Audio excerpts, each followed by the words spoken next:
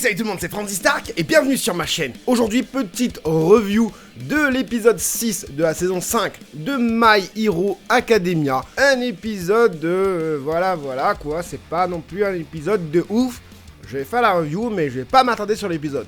On se fait ça ensemble, c'est parti.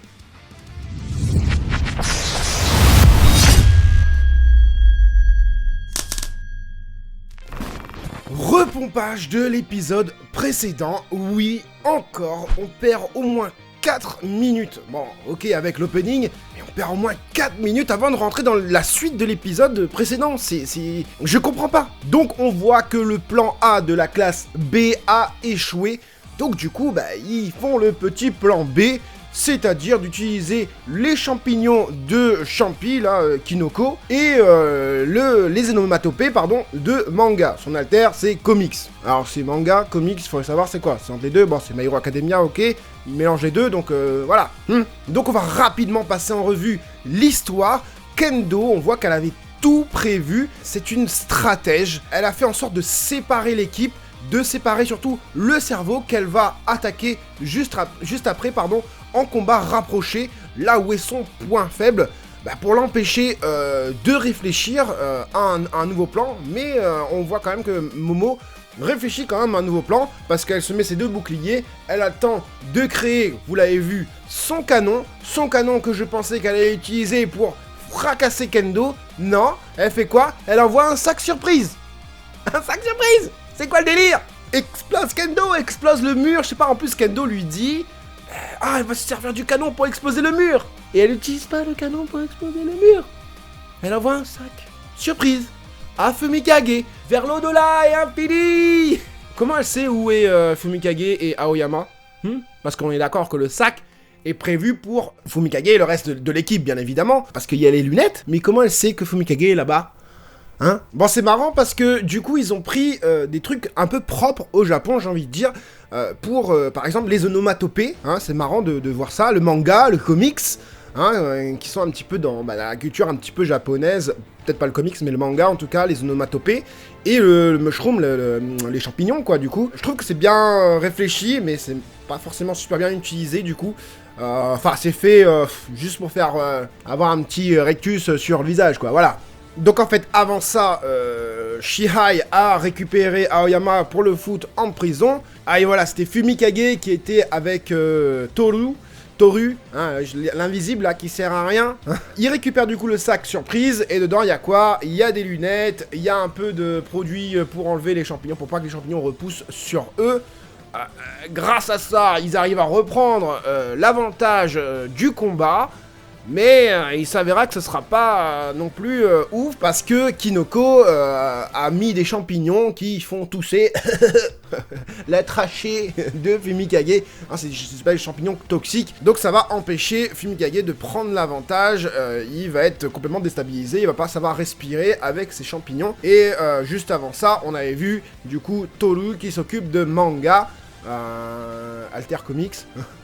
Qui lui met des patates pour vite en finir. Alors elle, dites-le moi en commentaire, mais je ne sais pas c'est quoi son alter. Ok, elle est invisible, oui, invisible girl, ok, ça marche, tu es invisible, y a pas de souci. Par contre, comment tu fais pour tabasser un mec comme ça? T'es comment en fait? Visuellement, t'es comment? T'es robuste? T'es quoi? Il y a eu un moment donné, il y a eu même dans l'épisode précédent, t'as fait de la lumière. Alors, ok, t'es invisible, c'est ta capacité, mais pourquoi t'es aussi surhumaine, entre guillemets? Tu devrais être humaine, quoi, t'as juste la capacité d'être invisible. Donc, elle entraîne acculer Manga, et là, tout d'un coup, on voit une grosse main qui arrive, qui l'attrape, et c'est Kendo. Et Kendo, du coup, a maîtrisé Momo, et elle est attachée à Momo, enfin, Momo attachée à elle, enfin, c'est pareil, quoi, en fait. Et Momo a son canon, et Momo, elle est inconscient. Ouais, j'ai réussi à assommer Momo. Elle est restée quand même attachée à moi. On a réussi tous à maîtriser les élèves de la classe A. On a gagné, il n'y a que Aoyama en prison, mais on a gagné, déclaré vainqueur. Donc en fait, la fin du combat, Kendo et Momo, ça se passe hors champ. L'impression que j'ai sur cet épisode, c'est qu'on a voulu faire gagner la classe B. pour changer, bien sûr, au niveau scénaristique, c'est pas ouf. On a des facilités scénaristiques. Aoyama capturé super facilement, un semblant de retournement de situation en faveur de la classe A, et la fin du combat hors champ de Kendo et Momo. Ça me reste en travers de la gorge. Je voulais voir, voilà, bon... Je pense que ça aurait été chiant à animer, enfin pas chiant, mais ça aurait été pas top à animer. Bah voilà, si elle a assommé, comment elle a assommé, boum, un coup de gros poing sur la tête. Moi je voulais voir comment Kendo a fait pour neutraliser Momo, et ça se passe hors champ, et c'est dommage je trouve.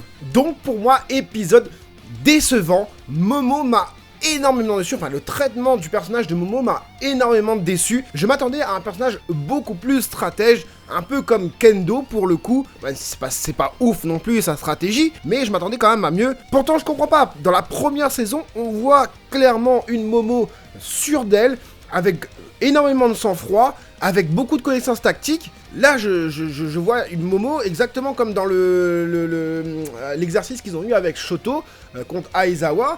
Je vois pas d'évolution du personnage. Et voilà, dites-moi où le personnage a évolué. Je ne vois pas l'évolution. Je m'attendais donc à beaucoup mieux de sa part.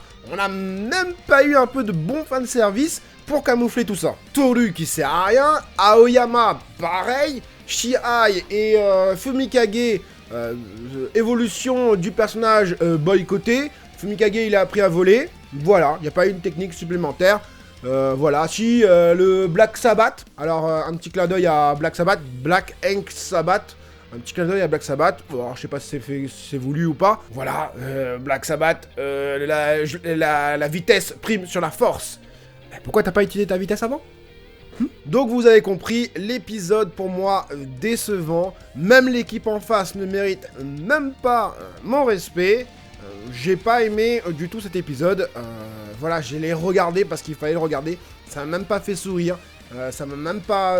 j'ai pas eu de retournement de situation, en fait j'ai eu de l'incompréhension dans cet épisode, c'est surtout au niveau scénaristique, c'était un épisode pas ouf, qui tient pas forcément bien debout au niveau scénario. À la fin, ils ont essayé de mettre un peu de musique, quand l'équipe B gagne, ils ont mis une musique un peu sentimentale, nostalgique et tout ça, mais ça m'a même pas mis dedans, il y a rien qui m'a mis dans cet épisode, j'ai trouvé l'épisode fade. Voilà les gens, dites-moi vous ce que vous en avez pensé, si vous partagez ou pas mon avis, dites-le moi en commentaire du coup, n'hésitez pas à mettre un petit like malgré que l'épisode soit nul, hein, l'épisode est nul, la vidéo elle est bien, hein, enfin... Elle est bien, c'est vous qui jugez, hein, bien sûr. On se retrouve du coup la semaine prochaine, j'espère pour un meilleur épisode. Je crois que c'est l'équipe de Shoto et Tenya qui va se battre. Et apparemment, je crois qu'on va avoir un nouveau personnage à présenter de l'équipe de la classe B, pardon. Oui, j'ai regardé la preview. Pourquoi ? Parce que je me suis tellement embêté dans l'épisode que j'ai regardé la preview. J'espère que cette petite review vous aura plu. C'était Franzy Stark, à la prochaine!